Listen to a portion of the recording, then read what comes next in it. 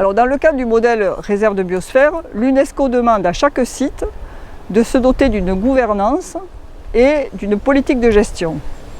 Alors la gouvernance, c'est mettre autour de la table les acteurs publics, des acteurs privés, des acteurs socio-professionnels. On appelle ça en France un comité de gestion.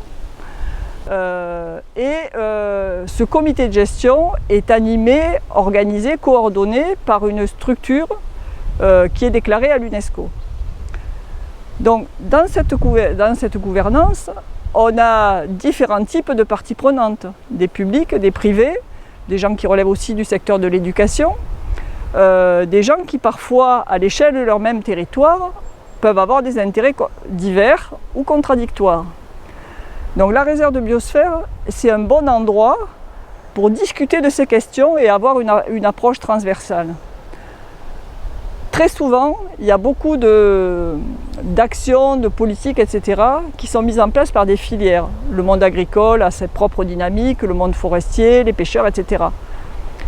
Il y a assez peu d'endroits finalement où on confronte des points de vue à propos de la gestion de ressources dont certaines sont des biens communs, beaucoup sont des biens communs. Je pense à l'eau par exemple.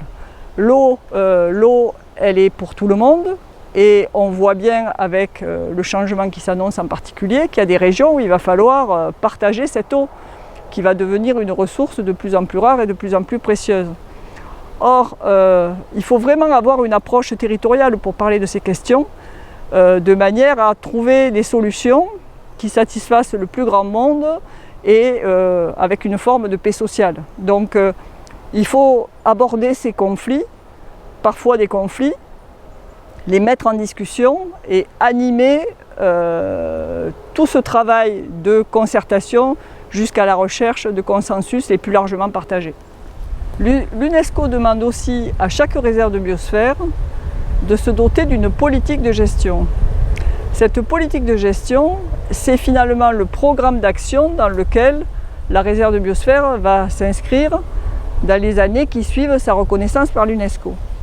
Donc à un temps T, le moment de la reconnaissance, les acteurs se projettent dans l'avenir pour se dire voilà ce qu'on a à faire ici pour garder un bon équilibre entre conservation de la biodiversité et développement local. On comprend bien que le monde change et que la politique de gestion ne peut avoir qu'une durée donnée. Il est demandé à chaque réserve de biosphère tous les 10 ans de faire ce qui s'appelle l'examen périodique, c'est-à-dire de vérifier qu'elle remplit bien toujours les critères pour lesquels elle a été reconnue. Donc l'examen périodique finalement permet d'actualiser cette stratégie d'action et de développement qui est formalisée sous la forme de la politique de gestion.